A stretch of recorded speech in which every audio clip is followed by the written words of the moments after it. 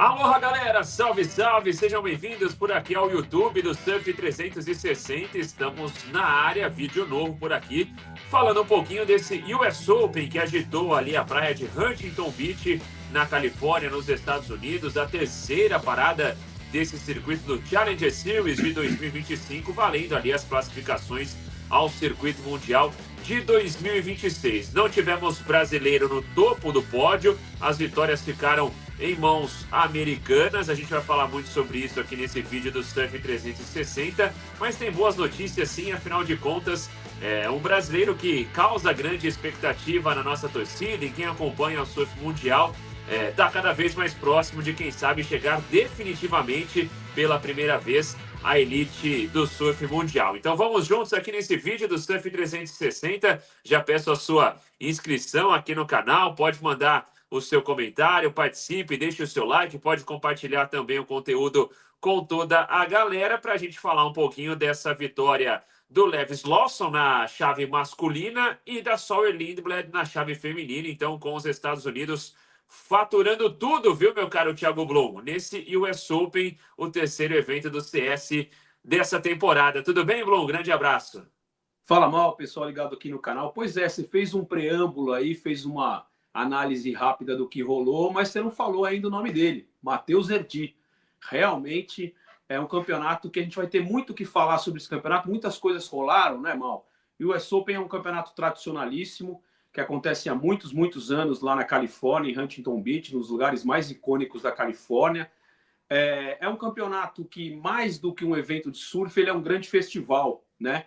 Não é o único do mundo que acontece isso, mas é um campeonato que tem muitas ativações de marca, eventos paralelos de outros esportes, moto, skate.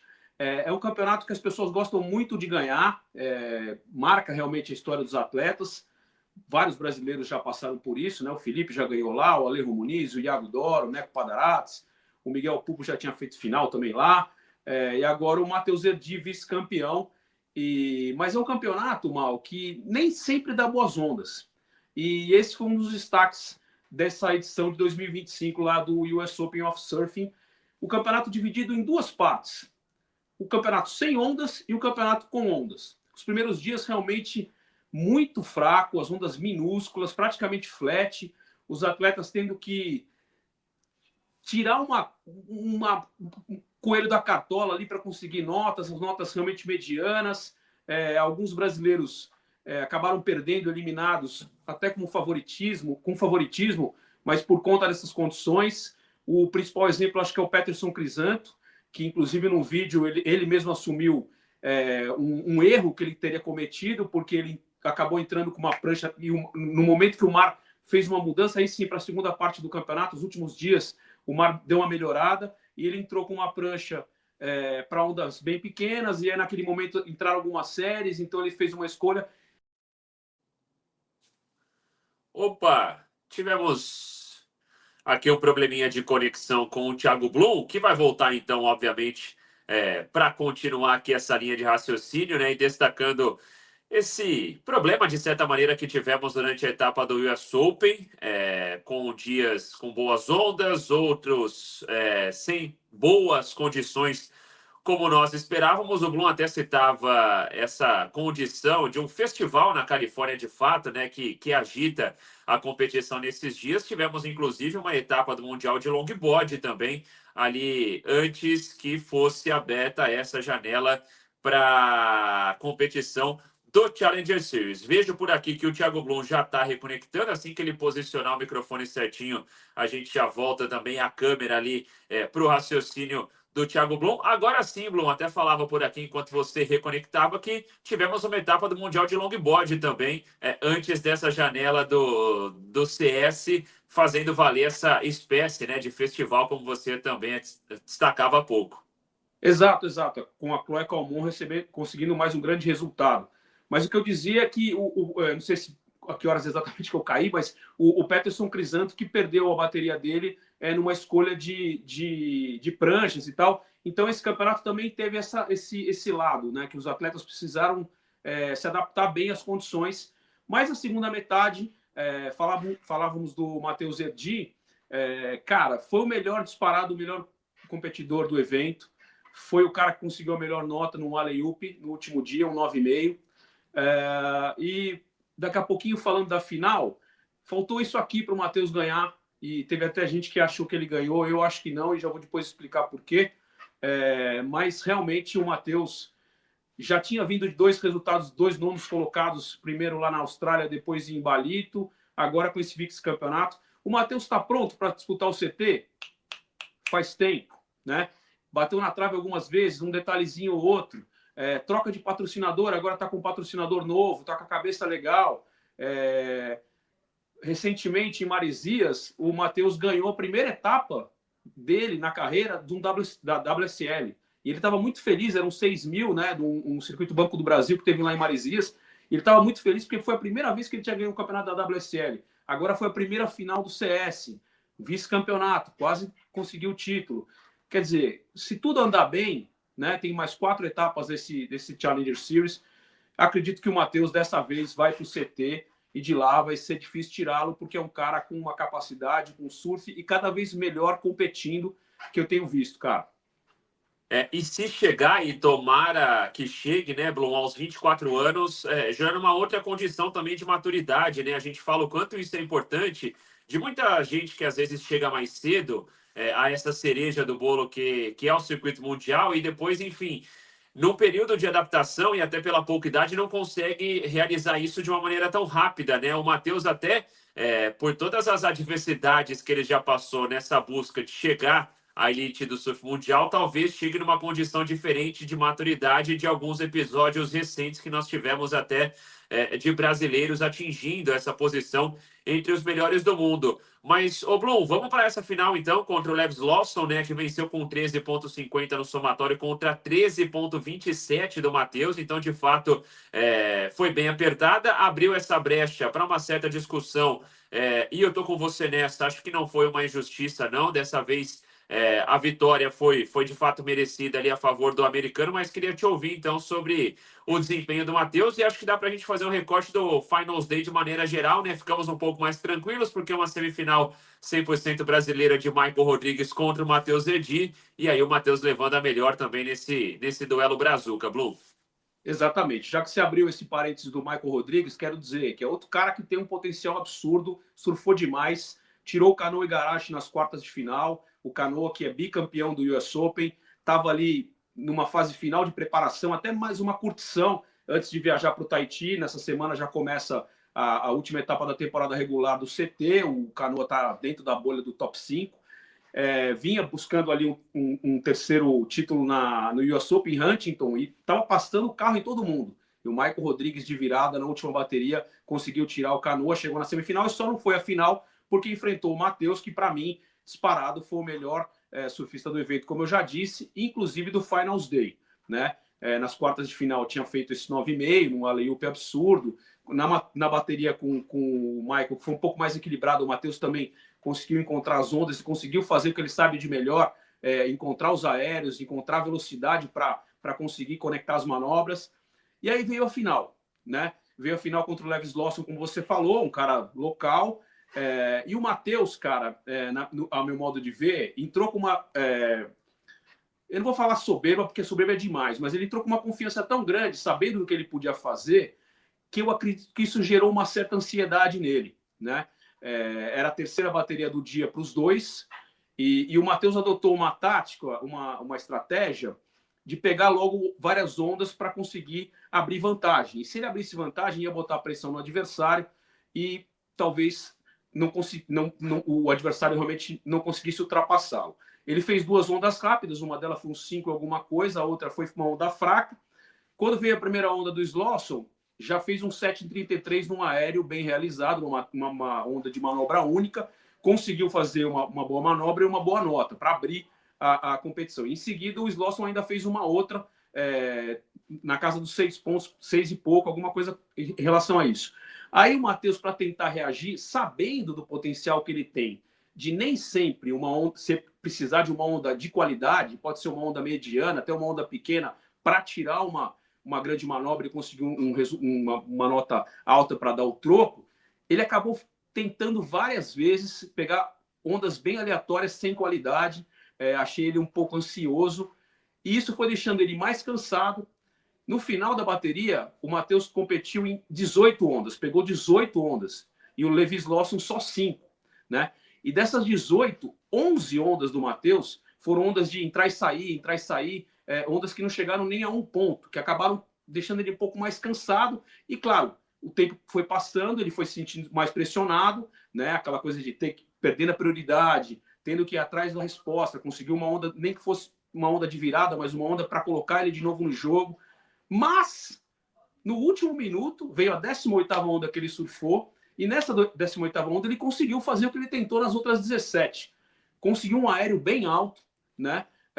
Voltou no aéreo, e aí acabou a bateria. O Slawson ainda conseguiu um outro aéreo, mas foi uma onda que ele não trocou nota. Quer dizer, as duas primeiras ondas do Leve que valeram no somatório final, e ficou aquela expectativa. A bateria acabou, o Matheus foi para a areia, esperando a nota, e o Leve ficou na água também esperando a nota. Todo mundo achando que o Matheus podia ter virado e tal. Veio a nota, ele precisava de 7,93, tirou 7,70.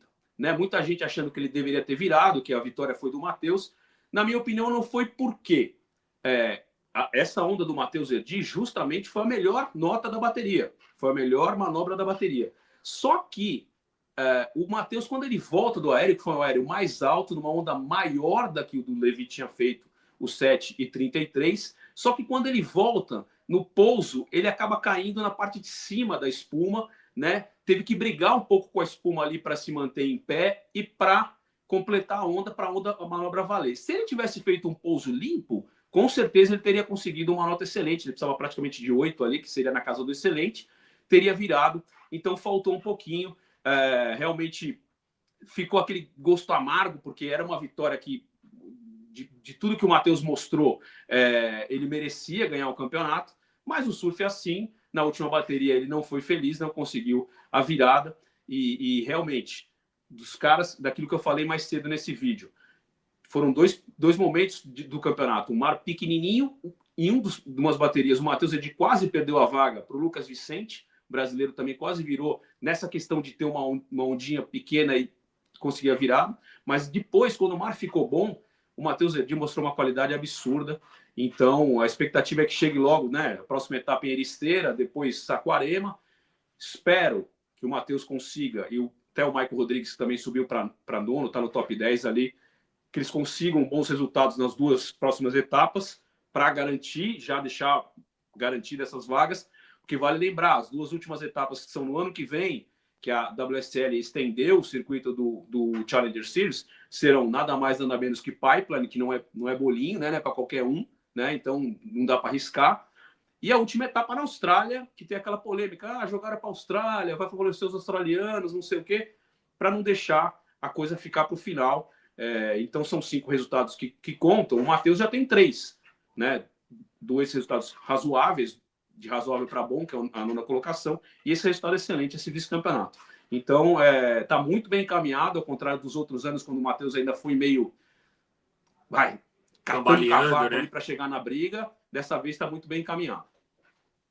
Bom, o Matheus, então, que aparece na segunda colocação desse ranking do Challenger Series, só atrás do australiano Jacob Wilcox, que venceu a primeira etapa em Newcastle. Então, o Matheus aparece na segunda colocação e é um top 10 nesse momento, né, Blum, que tem de absolutamente tudo. Nomes já mais conhecidos ali, que já passaram também pelo circuito mundial. O Matthew McGillivray, também o Leon O'Brien, o George Peter, que tem aparecido nos últimos anos, né, até como convidado das etapas australianas, também está presente nesse momento no top 10, assim como o Michael Rodrigues, é o outro brasileiro, então, nesse momento presente ali na zona de classificação ao circuito mundial da temporada de 2026 da WSL. E olha como essa semifinal foi importante para o Michael, porque ele salta 13 posições, né? No Challenger Series tudo é muito equiparado, né? Tudo muito igual. Então, qualquer resultado mais expressivo faz com que você tenha ali um acréscimo bem positivo de posições. Foi o caso agora do Michael Rodrigues, então, com essa semifinal chegando ali ao 9º lugar no ranking do Challenger Series. Então, os dois brasileiros nesse momento presentes, Blum. E teve um outro detalhe importante nesse campeonato, por conta das ondas não tão boas no começo da janela. normalmente, todas as etapas do Challenger Series, no masculino, são 2 fases de baterias de 4 atletas e a partir das oitavas de final, baterias de... Desculpa, 3 fases de baterias de 4 atletas e depois, a partir das oitavas de final, baterias homem a homem. Desta vez, as oitavas de final também foram em baterias de 4 atletas. Isso, na minha opinião, quer dizer, faz parte do jogo, os caras tiveram que mexer ali porque perceberam que não ia dar tempo de encaixar o campeonato e tudo mais, mas isso prejudicou alguns brasileiros. Por exemplo, o Ian Gouveia. O Ian vinha surfando muito bem, tinha feito uma nota 9 numa das baterias, caiu numa bateria das oitavas de final com Matheus Erdi, Maicon Rodrigues, o Ian e ainda o Morgan Siblet, ou seja, uma bateria pesadíssima. O Ian, se fosse numa bateria homem a homem, tinha mais chance de passar. Igor Moraes, que depois pela primeira vez passou algumas baterias também, poderia ter avançado mais. Samuel Pupo, a mesma coisa. Então foi uma coisa que precisaram se encaixar. Cara, para assistir bateria de 4 atletas é muito estressante, cara. E para os caras eu acho que também, porque tem muita variação e Huntington é aquilo. Você pega uma onda, você dá meia dúzia de braçadas, você está no line-up de novo e são 4 caras, então o negócio fica girando muito tempo. Realmente é bem complicado. Então o Samuel, principalmente, Ian e o Igor Moraes ficaram nessa questão. Poderiam ter avançado um pouco mais se fossem baterias homem a homem. E aí, quem caiu um pouco antes, Ed Groja e Jadson André também poderiam ter ido melhor, mas também caíram baterias de 4 atletas. Só o Peterson que caiu no começo, naquela primeira fase do mar muito ruim. O mesmo aconteceu com o Lucas Silveira e o Lucas Vicente também. É uma pena, mas tem tempo. Esses caras têm 4 etapas pela frente aí para dar o troco. O Peterson tem o 5º lugar, né, na primeira etapa. O Samuel também está ali mais ou menos. Depois você confirma o ranking aí, Maldão, a geral. Sim. Mas realmente que o pessoal caiu um pouquinho, só o Michael e o Matheus que estão no top 10 nesse momento. Samuel Pupo aparece na 16ª posição, com o 9º lugar agora no US Open. Ainda ganhou 2 posições nesse ranking do CS, e aí o restante da galera já mais para baixo ali, né? O Lucas Silveira é o 23º, o Peterson Crisanto vem na sequência, é o 24º, o Ed Groja é 36º, mas passei aqui pelo Ian Gouveia, porque o Ian é o 30º, então está posicionado também ali ainda antes do Ed Groja.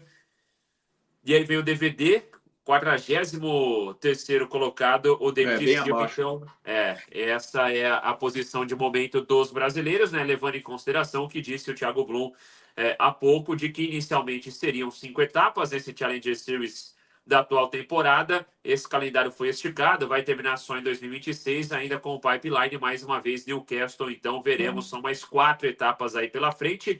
Ericeira será o próximo compromisso. E aí você tem a data de cabeça, Blum? Senão eu puxo por aqui. Setembro. Exatamente setembro, a data, né? Mas em setembro. Eu vou pegar aqui rapidinho, só para a gente passar a data exata agora do próximo compromisso. Começa dia 29 de setembro. Então, finalzinho. Enfim, tem quase 2 meses aí pela frente ainda até o próximo desafio do CS. E aí, Blum, para a gente fechar rapidinho, né? Chave feminina, Sofia Medina teve ali o melhor resultado entre as brasileiras, parou nas oitavas de final a Sofia nessa etapa do US Open, mas eu queria te ouvir também sobre esse fenômeno que começa já a dar as caras desde cedo, né? A Tia Zebrowski, de apenas 14 anos, a tahitiana francesa, que tem dado um show aí por enquanto, né? Nesse ano de 2025 do Challenger Series. Chegou à semifinal na primeira etapa em Newcastle, depois parou nas quartas em Balito, e aí chega a decisão, acaba batida pela Sawyer Lindblad, que já é mais experiente, apesar também da pouca idade, mas a Tia Zebrowski, que nesse momento, então, vai liderando essa corrida feminina entre as 7 vagas que garantirão espaço no CT do próximo ano. Fenômeno. Essa menina é realmente a nova, como falam no futebol, né? A nova joia do esporte. A gente fala muito de Caitlin Simmers, de Molly Picklum, de Erin Brooks. A Erin Brooks recentemente fez 18 anos e a tia está na porta da entrada para o CT com 14. Realmente é um fenômeno. Essa menina a gente vai ouvir falar muito, já se fala muito dela. Como você disse, ela não ganhou. Foi a melhor surfista, assim como o Matheus no masculino, foi a melhor surfista do campeonato no feminino. Mas na final a Sawyer foi melhor, conseguiu ser segundo título lá no US Open. A Sawyer, uma experiência já de CT, tinha ficado no corte esse E ano. com 19 anos só, né? Pesa também então. essa questão. Tem essa Mas são experiência, 19 anos, mas mas com são pouca 5 idade, a mais né? que adversário, né, irmão? É. São 5 anos de diferença. Quer dizer, a Sawyer já passou por um processo que a tia vai passar daqui 5 anos. É muito tempo, é muito uma loucura isso, né? E você falou da Sofia, a Sofia conseguiu um resultado expressivo, mas também por muito pouco ela não avançou mais. Também foi nas oitavas de final na questão de baterias de 4 atletas. Se fosse no mano a mano, no mulher a mulher ali, ela provavelmente teria mais chance de passar. Vale lembrar que quem assistiu a bateria da Sofia, que ela foi eliminada, foi muito interessante, porque teve uma situação de interferência que teria tirado a vencedora da bateria, que é a Echebarri, que é a atleta basca espanhola, e ela acabou sendo beneficiada, deram a interferência para outra atleta, e aí a Sofia acabou ficando em terceiro, senão ela poderia ter passado. E eu queria falar da Laura Halp também, porque a Laura caiu uma fase antes, caiu no round 32, na mesma situação de um mar desse tamanhozinho assim, né? Não teve pouca... Uma fase antes, ela conseguiu a virada no final, pegando uma onda, fazendo 2 manobras rápidas, e caiu na seguinte, também num mar bem ruim, bem complicado. E a Laura que vem super embalada, né? Tá em 7º no ranking, conseguiu um 3º lugar em Balito na segunda etapa, e vinha recentemente de um título no Dream Tour de Tamambuca, a segunda etapa do Dream Tour, Campeonato Brasileiro Profissional. A Laura está numa grande fase, está em 7º lugar, e realmente dá para apostar, porque assim, o surf feminino está muito equilibrado, e esse ano as duas, a Sofia e a Laura, evoluíram bastante da temporada passada, estão surfando de igual para igual com qualquer adversária. Então dá para apostar que elas têm chance sim de brigar para disputar e ficar entre as classificadas para o CT. A Laura já tem um grande resultado, que é o 3º lugar. Então, vamos ver o que vai acontecer em Ericeira. A Laura, que agora tem esse tempo todo de descanso, entre aspas, vai fazer uma temporada em El Salvador para treinar e depois volta para o Brasil. Então, torcida aí para a Sofia e para a Laura, quem sabe elas possam se juntar a Luana Silva no ano que vem lá no CT. Tomara, né? Até porque teremos esse acréscimo de competidoras também na chave feminina na próxima temporada. Então, por isso, né, saindo de 5 para 7 classificadas via Challenger Series, pensando nessa disputa da Elite no próximo ano. Então, agora quase 2 meses de folga para os atletas do CS, mas claro que tem muita coisa para a gente seguir debatendo também aqui no YouTube do Surf 360. Então, fiquem ligados. Blum, vai demorar um pouquinho para a gente voltar a falar de Challenger Series, mas tem ainda etapa de Tia Rup, e aí pela frente decisão também do WSL Finals dessa temporada de 2025. Então, em breve estaremos de volta. Fechado, meu caro Thiago Blum? Fechou, combinadíssimo. Tem muita ação pela frente aí. Boa, fiquem ligados, hein, galera? Se inscrevam aqui no canal do Surf 360, lá no Instagram também, Surf360 _. É só seguir a nossa página e pode compartilhar aí com toda a galera. Valeu!